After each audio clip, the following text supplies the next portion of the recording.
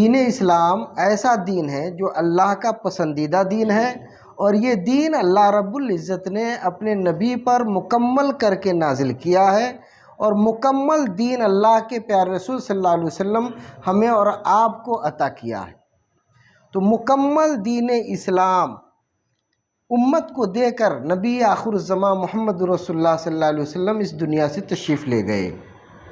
اور اس دین کے کلمے کو، اس دین کی موٹی موٹی باتیں کو، ضروریات دین کو واضح الفاظ میں اللہ کے رسول بیان کر گئے،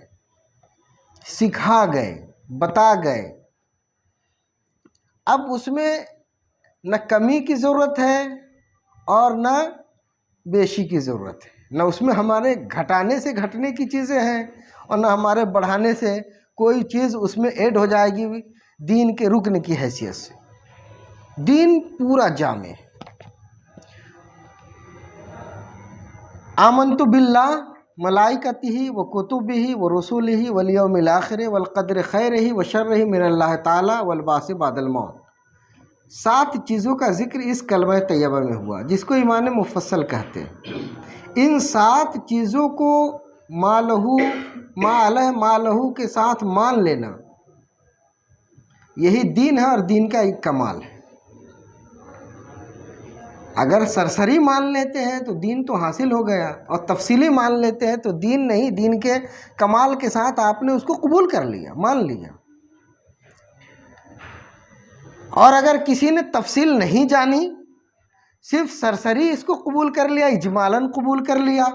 کلمہ طیبہ پڑھا اور اجمالاً ایمان مفصل کو جان لیا، تو اب وہ مسلمان ہے۔ پوری دنیا مل کر کے اگر اس کو کہے کہ نہیں تم اسلام میں داخل نہیں ہو، تب بھی وہ مسلمان ہی رہے گا، کیونکہ اس نے کوئی ایسا کام کیا ہی نہیں کہ جو کام اس کو خارج کر دے دین سے۔ پوری دنیا چاہے کہ اس کو دھکا دے کے دین سے باہر کر دے تو باہر نہیں کر سکتے، حتیٰ کہ اگر پوری دنیا کے لوگ مل کے اس کے اوپر فتویٰ لگا دیں، اس کے کفر کا اعلان کر دیں، اس کو آگ میں جلا دیں اور اس کے جسم کو بوٹی بوٹی کاٹ کر کے چیل کووں کو کھلا دیں، تب بھی وہ مسلمان ہی مرا ہو، کیونکہ اس نے ان چیزوں کو مان لیا جن چیزوں کے ماننے سے بندہ اسلام میں اور دین میں داخل ہو جاتا ہے۔ اب جن چیزوں کے ماننے نے ہم کو دین میں داخل کیا ہے، انہی میں سے کسی کا ہم انکار کریں گے تو ہم کو دین سے باہر ہونے کا راستہ ملے گا۔ اگر ہم نے کوئی انکار نہیں کیا، آمنت باللہ ملائکتہ و کتبہ و رسولہ والیوم الآخر والقدر خیرہ و شرہ من اللہ تعالی والبعث بعد الموت، ان چیزوں کو ہم نے مان لیا اور کوئی کفر ہم سے سرزد نہیں ہوا، نہ قولاً نہ عملاً، نہ ہم نے اس کا اعتقاد کیا کفر کا، نہ ان 7 چیزوں کا جو ذکر ہوا اس کلمہ طیبہ میں، اس میں سے کسی رکن کا ہم نے انکار نہیں کیا، تو اب ہم دین سے خارج نہیں ہو سکتے، کسی صورت میں نہیں ہو سکتے۔ اور اگر ہم نے کلمہ تو خوب پڑھا لیکن ہم نے کسی ایک رکن ایمانی کا، رکن دینی کا انکار کر دیا اور اس کا اعتقاد رکھا، انکار کا اعتقاد بھی کر لیا، اقرار بھی کر لیا، اس کے بعد بھی ہم اسلام پہ، اسلامیات پہ، دین کی تفہیم پہ، دین کی تعلیمات پہ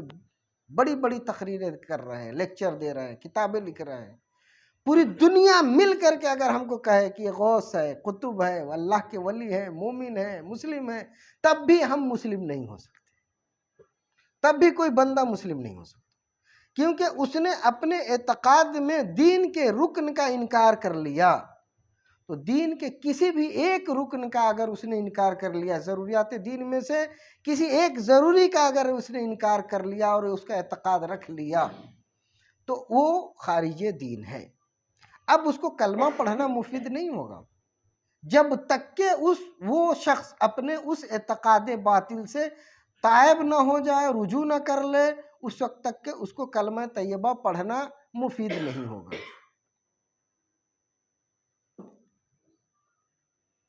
کلمہ طیبہ پڑھنے سے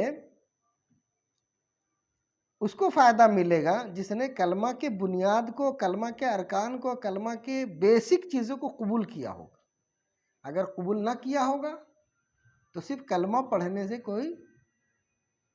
درجات نہیں پا جائیں گے۔ ہاں لیکن اگر کسی سے اگر کوئی غلطی ہو گئی اور اس نے توبہ بھی کر لیا اور پھر کلمہ پڑھ لیا تو پھر وہاں لوٹ گیا وہ جہاں تھا پہلے، اب وہ جیسے پہلے تھا ویسے ہو گیا۔ التائب من الذنب کمن لا ذنب لہ، ایک دم واضح واضح بات ہے۔